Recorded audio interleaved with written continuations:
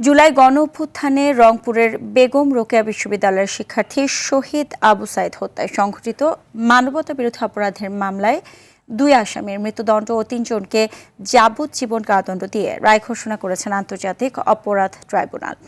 মৃত্যুদণ্ডপ্রাপ্তরা হলেন পুলিশের সাবেক সহকারী উপপরিদর্শক আমির হোসেন ও সাবেক কনস্টেবল সুজন চন্দ্র রায়। যাবজ্জীবন দণ্ডপ্রাপ্তরা হলেন পুলিশের সাবেক সহকারী কমিশনার মোহাম্মদ আরিফুজ্জামান, সাবেক পরিদর্শক রবিউল ইসলাম ও সাবেক উপপরিদর্শক বিভূতি ভূষণ রায়। এছাড়া বেগম রোকেয়া বিশ্ববিদ্যালয়ের 2 শিক্ষকের 10 বছরের সশ্রম কারাদণ্ড ও নিষিদ্ধ ছাত্রলীগ নেতা পোমেল বড়ুয়ার 10 বছরের কারাদণ্ড দিয়েছেন আদালত। প্রক্টর শরীফুল ইসলামকে 5 বছরের কারাদণ্ড দেওয়া হয়েছে। এছাড়া বাকিদের বিভিন্ন মেয়াদে সাজা দেওয়া হয়েছে। এই মামলা 30 আসামির মধ্যে 6 জন গ্রেফতার রয়েছে। একাধিক চার্জ 3 জন আসামির বিরুদ্ধে একাধিক চার্জ প্রমাণিত হয়েছে। মৃত্যুদণ্ড হয়েছে 2 জনের। একজন হচ্ছে আমির হোসেন, তিনি এএসআই, আরেকজন হচ্ছে সুজন চন্দ্র, ইনি কনস্টেবল। এই 2 জনের মৃত্যুদণ্ডে দণ্ডিত করা হয়েছে।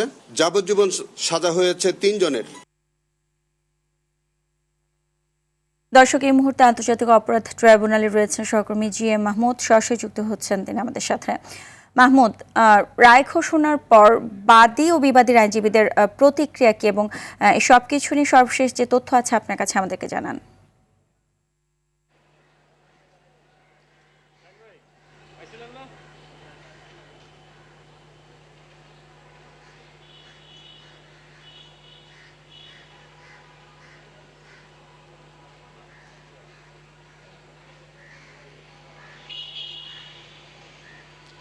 সুজানা, কিছুক্ষণ আগেই কিন্তু এই বহুল আলোচিত মামলাটির রায় ঘোষিত হয়েছে। এই রায়ে আপনি জানেন যে 2 জনকে মৃত্যুদণ্ড এবং 3 জনকে যাবজ্জীবন দেওয়া হয়েছে এবং বাকিদের কিন্তু বিভিন্ন মেয়াদে সাজা দেওয়া হয়েছে। রায় ঘোষণার পর আমরা দেখেছি এজলাস থেকে যখন গ্রেপ্তার আসামিদের, অর্থাৎ গ্রেপ্তার 6 জন আসামি, তাদেরকে যখন বের করা হচ্ছিল তারা কিন্তু বিভিন্ন প্রতিক্রিয়া দেখাচ্ছিল। অনেকে বলছিল যে এই রায় তারা মানেন না, অনেকে বলেছিল যে তাদের বিরুদ্ধে যে অভিযোগ সঠিক নয়। এমন বিভিন্ন প্রতিক্রিয়া কিন্তু এই গ্রেপ্তার আসামিরা দেখেছেন। তাদের উপস্থিতিতেই কিন্তু এই রায় ঘোষিত হয়েছে। এই রায়ের পরে কিন্তু চিফ প্রসিকিউটর তিনি তার প্রতিক্রিয়া জানিয়েছেন এবং তিনি বলেছেন যে আমরা যে অভিযোগগুলো এনেছি এবং সমস্ত সাক্ষ্য প্রমাণ এবং তথ্যপাতি উপাত্ত উপস্থাপন করেছি, এগুলোর ভিত্তিতেই এবং অভিযোগ প্রমাণিত হয়েছে বিধায়ী আসলে ট্রাইব্যুনাল এই রায় দিয়েছে এবং রায়ে তারা মোটামুটি সন্তুষ্টির কথা জানিয়েছেন এবং এমনও জানিয়েছে যে পূর্ণাঙ্গ রায় প্রকাশের পর যদি প্রয়োজন হয় তারা রায় পর্যালোচনা করে শাস্তি যদি কোনো ক্ষেত্রে কম মনে হয় তাহলে তারা এটা পরবর্তীতে আপিল করবেন, এমন কথা কিন্তু জানিয়েছেন। একই সাথে আপনাকে জানিয়ে রাখি যে এই রায় ঘোষণার সময় কিন্তু এজলাসে উপস্থিত ছিলেন শহীদ আবু সাইদের পরিবারের সদস্যরা, তার 2 ভাইও এখানে উপস্থিত ছিলেন, এক চাচাতো ভাই উপস্থিত ছিলেন।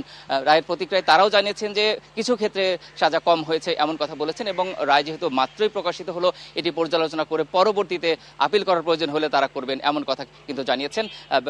এখনও আমরা দেখছি যে আসামিপক্ষের আইনজীবীরা তারা তাদের প্রতিক্রিয়া জানাচ্ছে।